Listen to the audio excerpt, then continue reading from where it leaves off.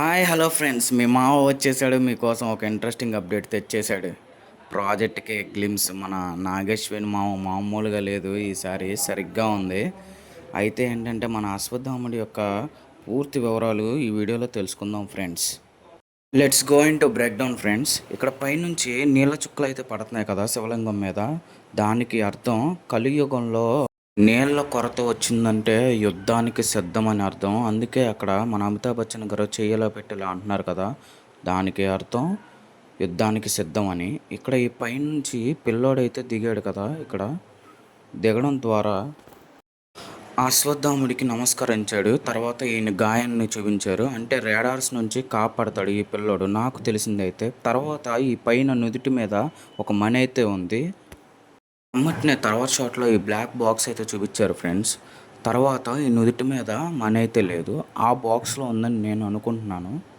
ఆ మనీ యొక్క గొప్పతనం ఏంటో చెప్తాను ఫ్రెండ్స్. ఆ మనీ ద్వారా ఆకలి ఉండదు, దప్పిక ఉండదు. ఎన్ని రోజులైనా సరే ఆకలితో ఉండగలరు, నీళ్ళు లేకుండా ఉండగలరు. అలాగే ఎన్ని దెబ్బలు తగిలినా సరే తట్టుకోగలరు. ఒకవేళ ఏజ్ అయిపోయినా సరే ఆయనకి శక్తి అలాగే ఉంటుంది. అశ్వత్థాముడికి ఎందుకు ఇలా గుడ్లు కట్టున్నాయో తెలుసా ఫ్రెండ్స్? కృష్ణుడు ఒక శాపాన్ని విధిస్తాడు. ఈయన బ్రహ్మాస్త్రాన్ని ఉపయోగించినప్పుడు కృష్ణుడు ఒక శాపాన్ని అయితే పెడతాడు ఫ్రెండ్స్. దాని ద్వారా ఈయనకి కలియుగం వరకు కుష్టి వ్యాధితో నువ్వు బాధపడతావు అని చెప్పి కృష్ణుడు అయితే శాపాన్ని పెడతాడు. అలాగే ఒంటి నిండా దుర్వాసన కూడా వస్తుందని చెప్పి కృష్ణుడు అయితే శాపం పెడతాడు ఫ్రెండ్స్. అందుకని చెప్పి అశ్వత్థాముడు ఇలా గుడ్లు కట్టుకొని అయితే ఉంటాడు. అయితే నెక్స్ట్ షాట్లో మన దీపాన్ని అశ్వత్థాముడు మన దీపాన్ని వెలిగిస్తున్నట్టు చూపిస్తారు. అయితే ఇది ఓన్లీ రాయలతో వెలిగిస్తాడు ఫ్రెండ్స్.